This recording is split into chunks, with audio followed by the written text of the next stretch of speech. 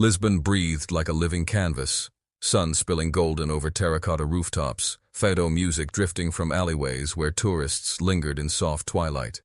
From the outside, it was a city drenched in beauty, history, and warmth. But beauty, Clara Duarte knew, was a mask, and masks always hid something rotting beneath. Clara's own life was the same, polished, admired, envied. She was 26, a rising model whose face graced boutique billboards and glossy magazines across Portugal.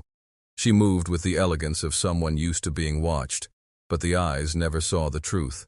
They saw the smile, never the tremor behind it. They saw the glamorous gowns, never the debts stacked like stones on her family's name. They saw the woman, not the fractured girl. At castings, she rehearsed her charm like lines in a play. "Yes, of course. I'll adjust my walk. Yes, of course. I'm available for the late shoot." The words came sweetly, but inside she was tired. Tired of men who saw her body before her voice.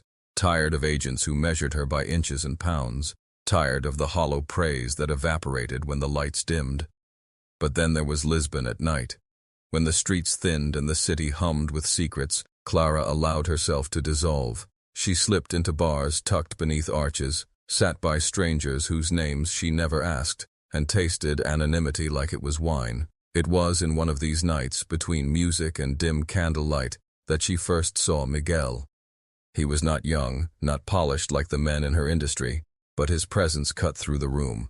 Dark hair flecked with gray, a sharp suit softened by a loosened tie, and eyes that looked at her not with hunger, but with recognition, as if he could see the fractures she tried so hard to cover.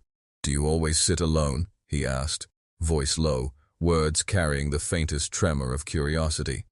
Clara looked at him for a long moment before answering. "Do you always approach strangers?" A smile tugged at his lips. "Only the ones pretending they're not waiting for someone." The banter was light, but the pull was heavier. Miguel was a man who spoke as though he carried history in his lungs. He asked questions no one else bothered with. What she read when she wasn't working, what Lisbon meant to her, what she feared when the lights went out. Questions that felt dangerous because of how badly she wanted to answer them. Nights blurred into weeks, and Clara found herself weaving him into her schedule like a hidden thread. A coffee after a casting, a late-night walk near the river, whispered conversations where the city could not listen. She told herself it was harmless. She told herself it was escape. But escape is never harmless. There were nights Miguel's hand lingered too long on hers. Nights she caught him staring with something deeper than curiosity. She didn't know yet that desire could be a trap. That secrets exchanged in shadows could spill into daylight with teeth. For now, she told herself she was safe. That Lisbon was big enough to swallow their meetings. That masks could hold a little longer. But beneath the cobblestones, beneath the polished surface of her curated world, cracks had already begun to spread. And when Miguel leaned across the table one late evening and whispered, "I need to tell you something," Clara felt the mask slip from her face, and the city of masks no longer seemed big enough to hide them both. Miguel's words hung in the air like smoke, curling between them, impossible to ignore. "I need to tell you something." Clara's hand tightened around the glass in front of her. They sat in a small tavern along Rua das Flores, the kind of place that smelled of wine-soaked wood and fried sardines. A candle flickered between them, its light throwing his face into halves, one lit, one shadowed. It was fitting, she thought. Everything about him felt split. He hesitated, eyes lowering to the rim of his drink, as if afraid that once he looked at her, the truth would collapse the fragile world they'd built. "I'm married," he said at last. The words were blunt, cold, without apology. Clara didn't move. For a moment, the tavern's noise fell away. No clinking glasses, no soft laughter, just the drum of her heartbeat filling her chest. "You should have told me," she whispered. "I know."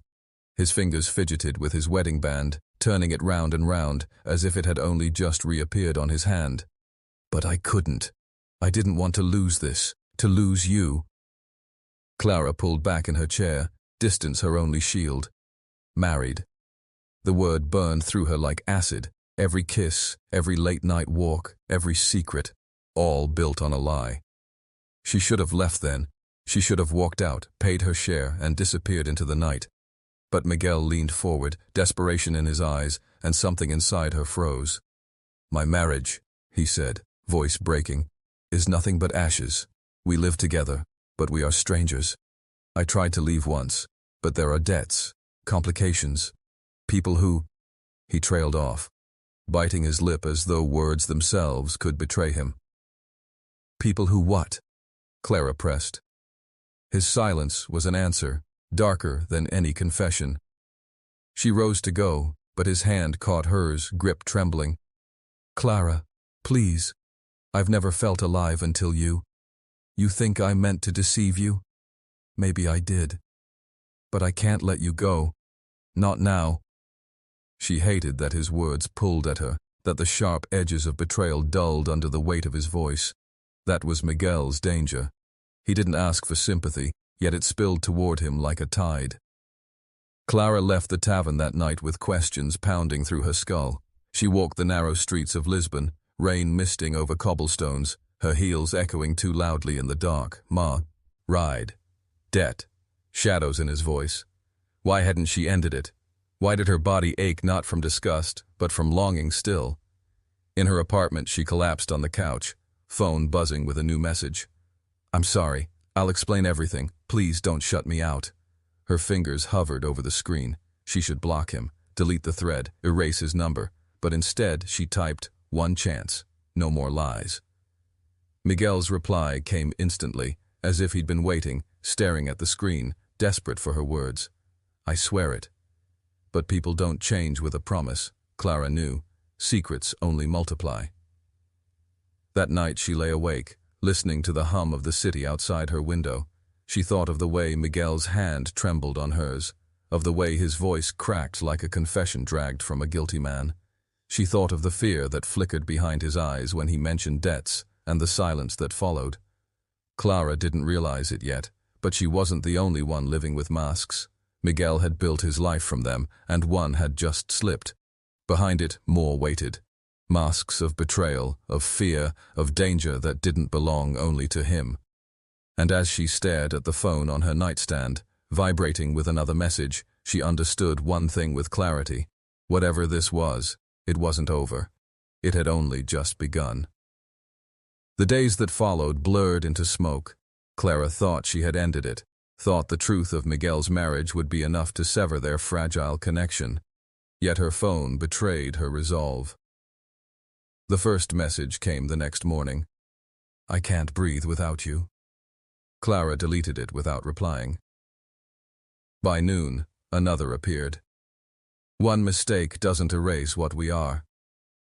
She muted the thread, but the vibration still came through her silence like a heartbeat she couldn't ignore. By evening, the screen glowed again, his name in black letters that seemed to haunt her. "Please don't let me disappear." At night, when the city hushed, she found herself scrolling back through their exchanges, the banter, the intimacy, the words that once made her feel less alone. Each text was a spark rekindling a flame she swore she had smothered. By the third night, she broke her own rule. Her fingers tapped out a reply, almost without thought. "Why didn't you tell me sooner?" The response came instantly, as if he'd been waiting at the edge of her silence. "Because I was afraid you'd run, and you're the only thing keeping me alive." She should have ignored it. Instead, she typed back, and once the door opened, it refused to close. Their messages became a ritual, urgent and secret. At castings, her phone pulsed in her pocket, Miguel's words lighting the dark corners of her mind. During shoots, she stole glances between poses, heart racing when she saw his name. At night, she lay awake staring at the glow of the screen, their conversations spiraling into dawn. There was hunger in his words now, sharper than before. "I dream of you. I see you when I close my eyes. You make me forget I'm trapped." Clara read them with trembling hands, torn between thrill and dread. Desire twisted into a knot inside her, one she could neither untangle nor escape. One evening, she sat by her apartment window, Lisbon's lights scattered like stars across the hills. Her phone buzzed again, another message waiting. "I need to see you tonight, please, just 1 hour." Her pulse quickened. She should say no. She should draw the line before the fire consumed them both. But loneliness whispered otherwise. "Where?" she typed. Minutes later, she stood in the chill of the waterfront, the river shimmering beneath a swollen moon. Miguel appeared from the shadows, face pale, eyes restless. He reached for her hand, and she didn't resist. "Clara," he murmured, breath warm against her ear. "You're the only thing that it feels real anymore." She felt herself crumble, just for a moment, into his arms. Yet even in that embrace, guilt gnawed at her ribs. Not guilt for the affair, that ship had long sailed, but for something deeper, a sense that by holding him, she was holding onto a fuse already burning. Later that night, after he left, her phone erupted with messages again. His words came faster, more desperate, as though he feared her silence more than anything else. She read them with shaking hands, each line heavier than the last. "Don't leave me. I'll do anything for you. If they come for me, I need you to be there." Clara froze at that last message, staring at the screen until the letters blurred. If they come for me, who was they? Her phone buzzed again. This time, no words, just silence on the other end of the call, as though someone was breathing, listening, waiting. Clara's skin prickled. For the first time, she wondered if Miguel's secrets weren't just breaking her heart, but endangering her life.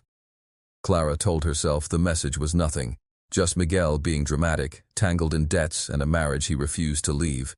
Yet the words, "if they come for me," clung to her like smoke, lingering long after she deleted them. The following days were different. She felt it in the weight of silence when she stepped into her apartment, in the shift of shadows on the street. Lisbon, once her refuge, now felt like a stage where she could not see the audience. It began with footsteps. At first, faint and scattered, someone walking behind her as she left a late casting. She turned, heart hammering, only to find the street empty. Another night she swore she saw a figure leaning against a lamppost near her building, head lowered, body still. When she blinked, he was gone. Inside her apartment, safety felt brittle. The locks were old, the windows thin. Sometimes, as she lay in bed, she heard a creak in the hallway outside. Just the neighbors, she told herself, but once she swore she heard breathing, slow, deliberate, right outside her door. Still, she tried to dismiss it. Paranoia, she thought, the price of secrets, but the city itself seemed to turn against her. One evening, while she waited at a cafe terrace, a man at the next table angled his phone in her direction. At first, she thought he was clumsy, but when she shifted her seat, his arm shifted too, lens still pointing. Her chest tightened. "Excuse me," she said sharply, standing. The man looked up, startled. His face was blank, his eyes unreadable. He didn't argue, didn't explain, just pocketed the phone and walked away, disappearing into the crowd. Clara sat back down, palms clammy. No proof, no confrontation, just a hollow sense that something was closing in. When she told Miguel, his reaction unsettled her more. "They're not watching you," he insisted over the phone, voice taut. "It's me. Everything traces back to me. Clara, listen, you need to keep your distance." "Then why keep writing me?" she demanded. His silence on the line was answer enough. That night, her phone lit up with messages again. "I can't protect you if you leave. Trust me. Stay close." The contradiction gnawed at her. He told her to stay away, yet begged her to remain near. It was like loving a man who was half drowning, half pulling her under with him. The unease only deepened when she returned home one evening to find her apartment door slightly ajar. Her stomach dropped. She remembered locking it that morning. Slowly she pushed it open, every nerve in her body screaming. The apartment looked untouched. Nothing missing, no sign of forced entry. And yet, she could feel it. Someone had been there. On her kitchen counter sat a single cigarette butt, smoldered to ash. Clara didn't smoke, neither did Miguel. She backed out, breath shallow, and spent the night at a friend's flat across town. The next morning, when she returned, the cigarette was gone. Clara's world began to shrink. Every time she stepped outside, she felt the weight of eyes on her.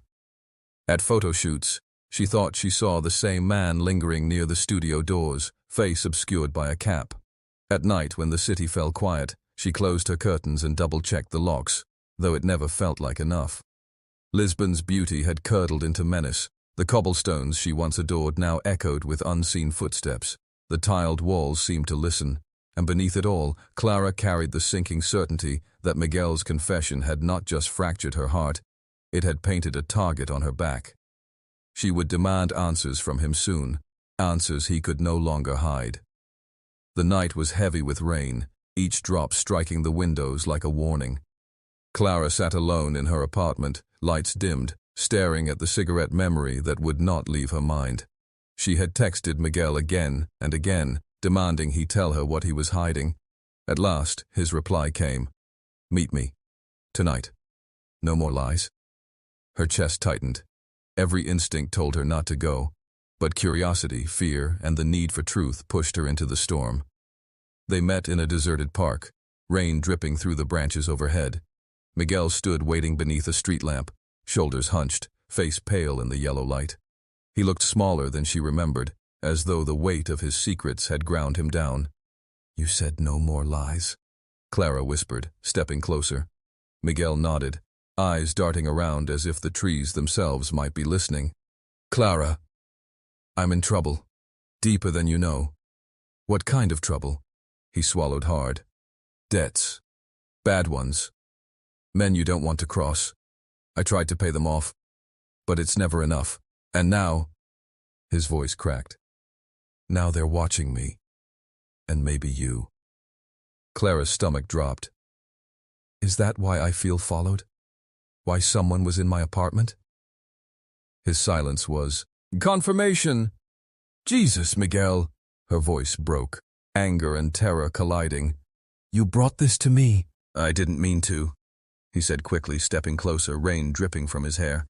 "Clara, I swear, I never meant for you to be touched by this. I thought I could keep you separate, keep you safe. But when I confessed, when I told you about my marriage, about everything, I wasn't just confessing to you, I was breaking to them, too." She stared at him, confused. "What do you mean?" "They have ears everywhere, phones, messages, people in the streets. When I cracked, when I told you, they knew. And now," he stopped, his voice trembling, "now they see you as leverage." The word hung between them like a knife. Leverage. Clara's throat tightened. "You're telling me I'm a pawn in this?" Miguel reached for her hand, but she pulled away. "I'm telling you I'll fix it. I'll get us out. I just need more time." Her laughter was sharp, bitter. "Time? You think time erases the fact that strangers are in my home, Miguel? That I can't walk down the street without feeling hunted?" The rain swallowed their silence. At last, Miguel spoke, voice raw. "I love you. That's the truth I can't hide. And I'd rather burn than let them touch you." Clara felt tears sting her eyes, though she hated herself for it. His words were poison wrapped in sweetness, and she couldn't decide if they were protection or a death sentence. She stepped back into the shadows, trembling. "Then you better find a way to end this, because if you don't, Miguel, they won't just come for you." Her voice cracked, but she held his gaze. "They'll come for me." Lightning tore across the sky, illuminating his face, a mask of guilt, fear, and desperation. In that moment, Clara saw not the man she had fallen into, but the ruin he carried, the storm that was swallowing him whole. She turned and walked away, rain soaking her hair, heart hammering. Behind her, Miguel's voice carried faintly through the storm. "I'll make this right. I swear it." But Clara knew promises were brittle. Secrets had already slipped into the open, and they would soon begin to unravel. Lisbon's sun returned after the storm, drying the streets. But for Clara, the city never felt warm again. Everywhere she went, she felt eyes following her, whispers curling just beyond earshot. Miguel's confession had cracked something inside her, and now the cracks spread outward into every corner of her life. It began with her work, a call from her agency, clipped and formal. "Clara, the campaign with Casa Alta. They've decided to go in a different direction. She bit her lip. That campaign had been confirmed weeks ago. She needed it, both for money and for the prestige. "Why?" she asked. A pause on the other end, then the agent's carefully measured reply. "There are concerns about your reputation. Someone has been talking." The line went dead before she could demand answers.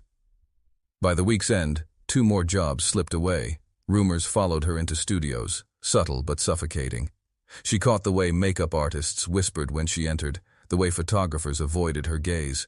No one said anything to her face, but the silence was sharper than words. Clara tried to confront her closest colleague, a fellow model named Inez. Over coffee, she asked directly, "What are people saying?" Inez hesitated, eyes darting around the cafe.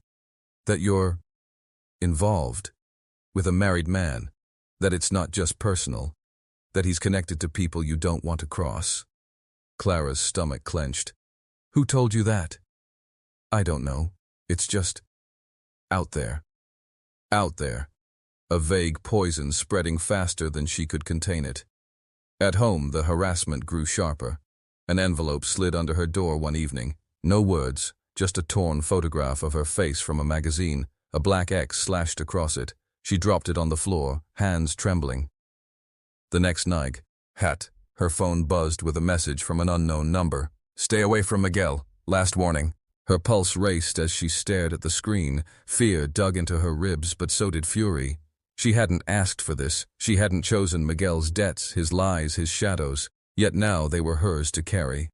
When she confronted Miguel, his reaction terrified her more than the threats. "They're bluffing," he said, pacing her apartment. His shirt was damp with sweat despite the cool evening. "They want to scare you, make you back away, but they won't touch you." "How can you be so sure?" she snapped. He froze, words caught in his throat. His silence told her everything. He wasn't sure at all. Clara pressed him harder. "What did you do, Miguel? What did you owe them? Drugs? Money? What?" He rubbed his temples, muttering, "It doesn't matter now." "It matters to me." Her voice cracked, raw with rage and desperation. "I'm the one they're circling like prey. I'm the one losing everything." For a moment, she thought he might finally tell her. His lips parted, his shoulders sagged as though ready to spill the truth. But then he turned away, retreating into silence. That night, Clara sat by her window, staring at the city lights with hollow eyes. She thought of the cigarette left in her apartment, the whispers on set, the threats in her inbox. Miguel had told her love was worth the risk, but what she felt now wasn't love, it was entrapment. Still, she couldn't walk away. Whether it was fear, desire, or something twisted between them, Miguel's shadow held her fast, and somewhere deep inside, she knew things would only grow darker. Because secrets don't stay buried in Lisbon. They bleed, infect, unravel. The wind rattled her window that night, and Clara startled at the sound of glass trembling in its frame. She pressed a hand to her chest, whispering to herself, "Just the storm." But storms had a way of breaking more than glass. The storm returned on a Thursday night, dragging its color across Lisbon. The rain fell in sheets, hammering the rooftops, and the wind howled through narrow alleys like a chorus of warnings. Clara lay restless in bed, her phone clutched in her hand, the silence of unread messages heavy in her chest. She should have left. Every instinct screamed at her to pack a bag and vanish, yet something kept her bound here. Pride, fear, love, shame, perhaps all braided into a noose she couldn't loosen. At 1:12 a.m. she heard it, a faint scrape against glass. She froze. Her building was old, the windows loose, and the storm was merciless. But this sound wasn't the wind. It was deliberate. She sat up, heart pounding. Another sound followed, the metallic click of her balcony handle testing against the lock. Clara's throat tightened. Someone was outside her apartment. She crept silently to the living room, bare feet pressing against cold tiles. Lightning flashed, illuminating the silhouette of a man on her balcony, his face obscured by a hood. Clara's breath caught in her chest. The figure leaned against the glass door, pressing his weight until the lock groaned. "No, no, no," she whispered under her breath. She grabbed the nearest object, a heavy brass lamp, and clutched it to her chest. A deafening crack shattered the air. The glass splintered, exploding inward. Shards cascaded across the floor like rain turned to knives. Clara stumbled back, her screams swallowed by the thunder. The intruder stepped inside, slow, deliberate. Rain dripped from his hooded figure onto the broken glass. He said nothing. Clara raised the lamp, her hands trembling. "Get out!" she shouted, though her voice wavered. The man tilted his head, studying her like prey cornered in its den. He stepped closer, glass crunching beneath his boots. Clara swung the lamp. It connected with a dull thud against his shoulder, and he staggered but didn't fall. He grabbed the lamp and wrenched it from her grasp, tossing it aside. Her pulse roared in her ears. "Please," she whispered. "What do you want?" The man finally spoke, his voice low and guttural. "Stay away from him, or next time, it won't just be glass." Before she could respond, he turned and vanished back through the balcony, melting into the storm. Clara collapsed to the floor, shards digging into her skin, tears blurring her vision. She sat among the ruins of her window, body trembling, the echo of his warning burning in her ears. She dialed Miguel's number with shaking hands. He answered on the third ring, groggy, irritated. "What is it?" "They broke in," she sobbed. "Someone was here. He told me to stay away from you." Silence stretched on the line. Then Miguel exhaled sharply. "Clara, listen to me. Don't call the police." Her blood ran cold. "What?" "They can't help you with this. They'll only make it worse." "I could have died tonight," she cried, voice breaking. "I'll handle it," he said, but his voice lacked conviction. It sounded like a man drowning, promising to swim. When the call ended, Clara sat alone in the darkness. Her apartment smelled of rain and dust, her window gaping open to the storm. Fear coiled in her stomach, but beneath it, something else stirred. Anger. For weeks, she had let Miguel's shadows consume her, had let whispers dictate her future. But now, blood had been drawn. Her sanctuary was broken. She pressed a trembling hand against her arm where a shard had grazed her skin. The cut was shallow but symbolic. This wasn't a warning. It was a declaration. Clara stood, wrapping a blanket around her shoulders, and walked back to her bedroom. The city outside was still drowning in rain, but inside her, a fire sparked. If Miguel thought he could protect her by silence, he was wrong. If these men thought she would cower, they were wrong too.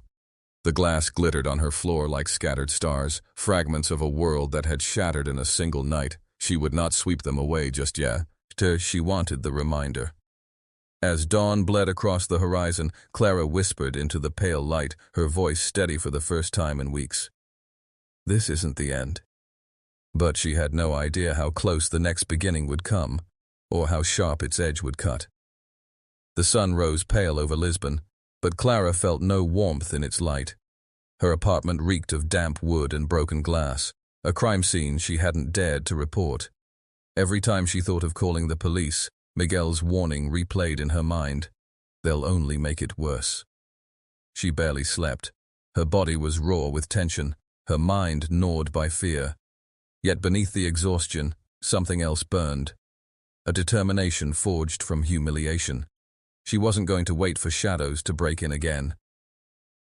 By late afternoon, she wrapped a scarf around her neck, slid on dark sunglasses, and stepped into the rain-soaked streets.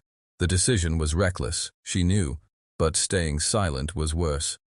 She took a cab to Miguel's law office in Chiado, a pristine building of glass and steel that gleamed with false promises.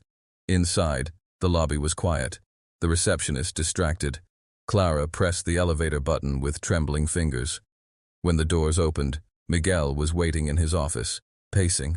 His tie was loosened, his eyes bloodshot, and his face sagged with sleeplessness. "Clara, why are you here?" he hissed the moment she entered, rushing to close the door behind her. "You told me not to call the police," she snapped, pulling off her sunglasses. Her eyes were red, swollen from tears. "Then tell me what I'm supposed to do. Just wait for them to kill me?" Miguel ran his hands through his hair, a gesture of despair she'd seen before in their stolen nights. But now it wasn't romantic. It was pathetic. "You don't understand how dangerous this is. Then make me understand." Her voice cracked, but she didn't back down. He slumped into his chair, staring at her.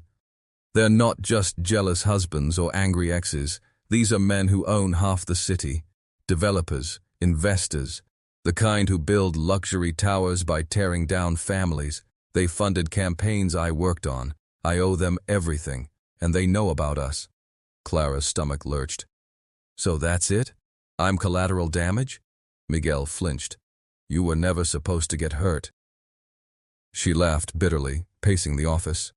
Never supposed to? They shattered my window. They could have shattered my skull. And you sit here in your suit telling me to stay quiet? Miguel rose, desperate now. Clara, listen. I can talk to them. I can bargain. If I keep my distance from you publicly, they'll let this go. Her chest tightened. The word cut like a blade. Distance. That was his bargain. Her life in exchange for his silence. And what am I supposed to do, Miguel?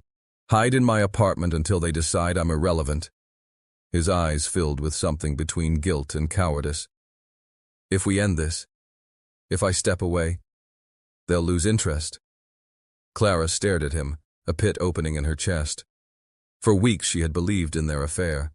Believed that beneath the secrecy, the stolen touches, the whispered promises, there was something real. But now she saw him clearly. A man who traded passion for convenience, who valued self-preservation above love. You're pathetic, she said softly, each word sharp enough to slice. You think they'll ever stop? You think men like that forget? He swallowed hard. Then what do you want me to do? Her voice hardened. I want the truth. Everything. Their names, their leverage, why they're so desperate to silence me. Miguel shook his head violently. No. If I give you that, they'll kill both of us. The silence that followed was unbearable. The rain tapped against his office windows like a metronome of fate. Clara felt her hands tremble, but she forced them still. Then we're already dead, she whispered. For a long time, neither spoke. Finally, Miguel leaned forward, his voice hushed, trembling. There's a meeting tomorrow night, not far from the docks. They'll be there. If you really want to see the truth, I'll take you. Clara's breath caught. Every instinct screamed at her to refuse, to run. But another voice, deeper and stronger, told her this was her chance. She nodded slowly. Then take me. Miguel closed his eyes, defeat etched across his face. You don't know what you're asking for. No, she said firmly, her anger steadying her fear. I know exactly what I'm asking for. Outside, thunder rolled again over Lisbon, as though the storm itself was listening. Clara felt its vibration in her bones. Tomorrow night would not be a bargain. It would be a reckoning. The night smelled of salt and rust. Lisbon's docks, usually alive with the bustle of fishermen at dawn, were deserted now, their skeletal cranes rising against the moonlight like watchful giants. The water slapped lazily against the concrete, dark and endless.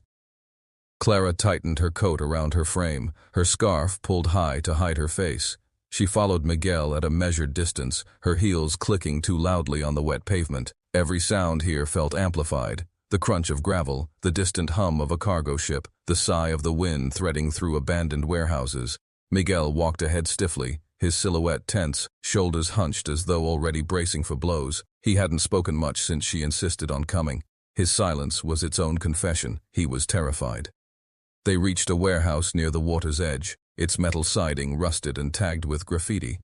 A single light glowed above the entrance, illuminating the rain-slick steps. Miguel stopped, turning to her at last. This is your last chance, Clara, he whispered. If you walk in there, there's no going back. Her jaw tightened. You brought me here. Now I'm going inside.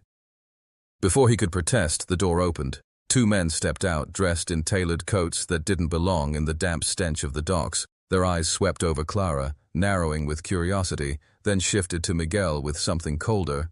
Disdain. You shouldn't have brought her, one said, voice sharp as broken glass. Miguel swallowed. She needs to understand what's at stake. The other man smirked.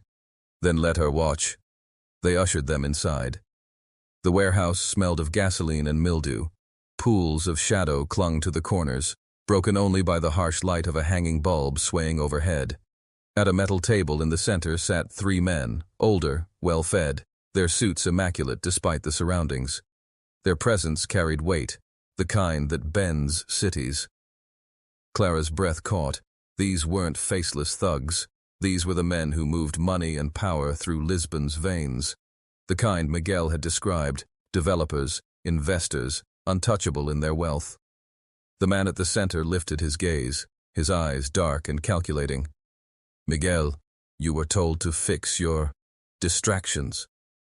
Miguel bowed his head slightly. "I'm handling it." "Handling it?" The man's gaze shifted to Clara, lingering with unsettling calm. "She's sitting in front of us. That doesn't look handled." Clara's fists tightened inside her pockets. She wanted to scream, to run, but her body rooted itself in place. "She knows nothing," Miguel blurted. "She just needs reassurance." The man raised a hand, silencing him.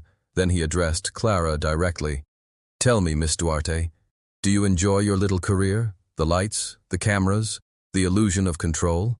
Clara's voice shook, but she forced words out. "What do you want from me?" He leaned back, a predator at leisure. "Obedience, silence. You step away from Miguel, from our affairs, and you live. You keep wandering near the fire." His smile was thin. "And you'll burn." Miguel whispered urgently. "Clara, please." But she cut him off. "You broke into my home. You threatened me, and now you expect me to sit here and beg for mercy." The men exchanged glances, amused at her defiance. The leader's smile widened. "You're braver than he is. That may be your downfall." Lightning flared through a crack in the warehouse siding, illuminating the table, the polished watch on the man's wrist, the faint scar across his jaw. Clara memorized every detail. Fear twisted her stomach, but beneath it, resolve hardened like steel. She realized something then. They hadn't brought her here to kill her, not yet. They wanted to scare her into submission, to watch her crumble. That was their power, making others fold. But she wouldn't fold. "You can scare me," she said quietly, "but you can't erase me." The room stilled. Miguel's eyes widened, horrified. The men chuckled, but there was a sharpness to it, an edge of irritation. The leader stood, smoothing his jacket. He circled the table, stopping just inches from Clara. She could smell his cologne, heavy and suffocating. He lowered his voice, so only she could hear. "You're already erased. You just don't know it yet." Then he turned to Miguel. "Get her out of here. Tonight was your mistake. Don't make another." Miguel nodded furiously, grabbing Clara's arm and pulling her toward the exit. She resisted for a moment, glaring back at the men, etching their faces into memory. She wanted to remember who had reduced her to prey. Outside, the air was cold, biting. Clara yanked her arm free the moment they stepped into the open. "You think that's enough? That I'll just disappear?" she demanded. Miguel's face was pale, drenched in sweat. "Clara, you don't understand. You challenged them. Do you know what that means?" She lifted her chin, voice steady despite the fear clawing at her chest. "It means I'm done being afraid." In the distance, thunder cracked again, rolling across the water like a war drum, and somewhere deep inside her, Clara knew this night hadn't ended the danger. It had only declared war. Lisbon's dawn arrived grey and unforgiving, as though the city itself mourned the chaos of the night. Clara walked the streets with a purpose she hadn't felt in weeks, her heels tapping like a metronome of resolve. She had replayed the docks over and over in her mind, the men, their faces, their threats. Every image burned into her memory, fueling something sharper than fear, determination. Miguel had begged her to stay quiet, to let him handle it, to pretend the events of the docks never happened. But the incident had changed her. Sitting silently while shadows stalked her life was no longer an option. The breaking point had been reached. Something inside her snapped. She started with research. Every name Miguel had muttered, every connection she had gleaned from his murmured confessions, she traced. Development companies, bank accounts, legal filings, even social clubs. The world that had felt untouchable now seemed like a labyrinth she could navigate if she was clever. She felt the weight of her double life, the split between a public persona and the woman hunted by unseen predators. Her first move was subtle. Clara planted a series of calls, asking questions without revealing too much. She observed patterns, noticed who was unusually careful, who flinched when she mentioned certain projects. Every meeting she attended for work became a reconnaissance mission. Every casual conversation, a test of loyalty. Miguel watched her with silent dread. "You can't do this alone," he warned one evening, his voice tight. They were in his apartment, the lights low, the city sprawling beneath them. "If they find out you're poking, if they suspect—" "I don't care," she interrupted, her voice firm. "I won't hide anymore. I've been afraid for weeks, Miguel. Afraid of shadows, afraid of whispers. But now I know. Fear isn't protection, it's chains." He pressed a hand to his forehead. "Chains. Yes. And one wrong move, Clara, and those chains will tighten around both of us."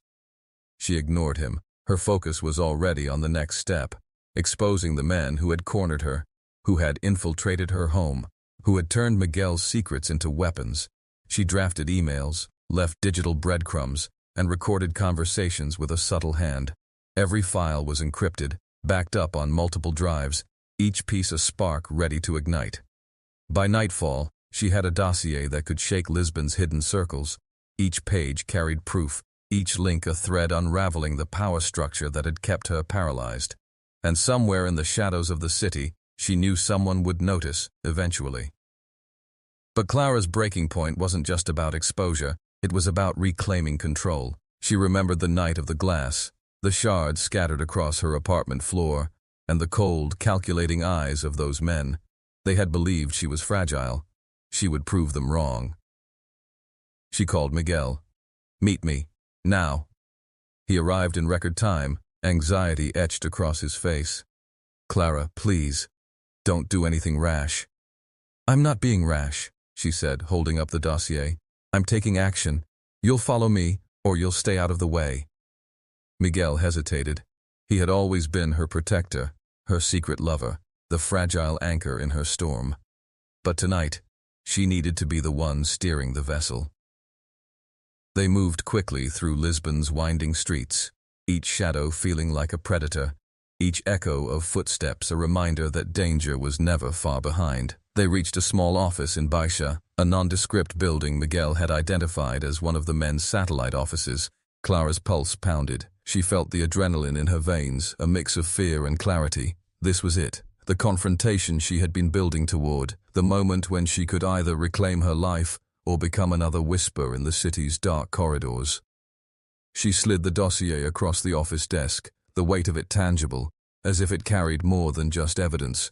It carried her fury, her heartbreak, her months of terror.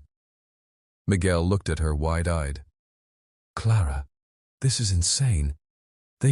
They will come for us," she said calmly, cutting him off. "But at least we'll go in with the truth." A phone rang across the office, a familiar number, one of the men who had stalked her home. She picked it up, hands steady. "I have your proof. You know who I am and what I'm willing to do. Leave me and Miguel alone, or everything you've built will burn." Silence on the other end. Then a click. Clara hung up. Miguel exhaled, a mixture of relief and terror. She looked at him, voice softening for a fraction of a second. "This isn't over," she said. "But I've finally taken the first step. And now, if they want a war, they'll have one they can't win." Outside, Lisbon's streets glimmered with wet asphalt under streetlights. The city had felt like a cage for weeks, but now, for the first time, Clara felt like she had the keys in her hand. Somewhere deep inside, she knew this breaking point was only the beginning. The real danger, and the real reckoning, was still coming. Lisbon's evening air carried a chill that made Clara shiver as she walked toward the hotel overlooking the Tagus River. The city was quieter than usual, as though the night itself was holding its breath. She clutched the dossier tightly in her hands, each page a testament to months of fear, deception, and stolen nights. Tonight, everything would either break or be laid bare. Miguel followed behind, his steps hesitant, and the weight of their shared history pressed heavily between them. Passion, guilt, love, fear. Clara didn't glance back. She had no room for doubt. She had learned that fear was a luxury she could no longer afford. The meeting room in the hotel's upper floor was small, suffused with a muted light that made shadows pool in the corners. One of the men from the docks was already there, a familiar predator's gaze following her every step. Beside him, a younger figure, perhaps a messenger or an enforcer, leaned against the wall, arms crossed. Clara's heart raced, but her voice was steady. "You know who I am. You know what I have. This ends tonight." The older man chuckled, the sound low and menacing. "You've caused quite a stir, little model. All this trouble. For what?" "For truth," Clara replied, sliding the dossier onto the table. "For justice. For Miguel. And for me. I'm done being afraid of your shadows." The man leaned back, steepling his fingers. "Miguel has been quite a liability," he said, eyes narrowing on the younger man. "You know he's been working behind our backs." Miguel's hand twitched at his side. Clara caught the motion. Her own pulse doubled, but she didn't falter. This was the moment of reckoning, and she would not be crushed beneath guilt or fear. "You're bluffing," Miguel said finally, voice tight. "I've told you. I'm loyal. Don't drag her into this." "She's already in," the older man said smoothly, a snake coiling around its prey. "And now we see what she's capable of." Clara's lips pressed into a thin line. The tension was unbearable, the silence of the room amplifying each heartbeat. She realized that for weeks she had been dancing on the knife's edge of these men's power, but tonight she would cut the thread herself. "Show me everything," she said firmly. "Every transaction, every threat, every conversation you've had about me. No lies, no omissions. You've cornered me, but I can corner you back." The older man's eyes flickered with a mixture of surprise and irritation. "You dare!" "Yes," Clara said, "because, unlike you, I've got nothing to lose, and unlike you, I've been underestimated." Miguel stepped closer, lowering his voice. "Clara, this could get deadly. They're not like us. You can't—" She silenced him with a look. "I can't live like this anymore. Every day I've been waiting for shadows to touch me, for whispers to ruin me. I won't wait any longer. Tonight, we end it." The man leaned forward, hands flat on the table, and for the first time, his mask of control faltered. "You think you can take on all of us? This isn't a game. Do you know what you're asking for?" "I know exactly what I'm asking for," Clara said, voice unwavering. "I want truth, and if I get it, you can keep your power. But if you lie, if you try to hide anything, I'll expose everything, and Lisbon will know." The younger man shifted uncomfortably, eyes darting between Miguel and Clara. There was a tension in the room, palpable and electric, the kind that precedes storms and decisions that can't be undone. Slowly, the older man exhaled, shoulders sagging, his arrogance replaced by calculation. "Fine. You want the truth. You'll have it. But understand this. The consequences will not be light." He motioned toward a chair. "Sit and listen. Every secret, every lie you think you've uncovered. It's only the beginning." Clara took the seat, her hands gripping the dossier like armor. Miguel hovered at her side, a fragile pillar of support. She had walked into the den of vipers, but for the first time, she wasn't afraid of being bitten. The older man began. His voice was steady, but beneath it trembled the weight of confession. Names, dates, hidden accounts, threats. The inner workings of a power structure built on fear, manipulation, and greed. Clara's mind catalogued everything, each revelation another piece of a puzzle that had threatened to consume her life. By the time the confession ended, hours had passed. The room was silent except for the rain pattering against the windows. Clara leaned back, exhausted yet electrified. She now held the key to her freedom and to the reckoning that was coming. Miguel's hand found hers, tentative but grounding. "You did it," he whispered. Clara nodded, eyes sharp, aware that the danger was far from over. But for the first time in weeks, she felt control. Fragile, yes, but hers.